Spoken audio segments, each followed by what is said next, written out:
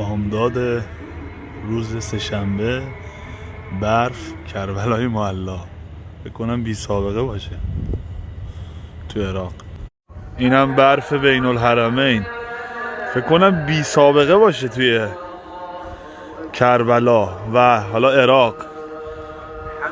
واقعا دیدنی شده.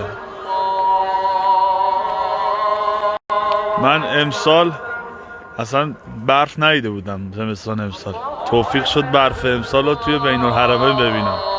اذان صبح سه‌شنبه 16 جمادی الثانی 1441. اینم برف بین الحرمین. خیلی زیبا شده، خیلی. همه ریختن بیرون از عراقی‌ها، با شوق و ذوق دارن فیلم میگیرن. صلی الله علیک یا ابا عبدالله.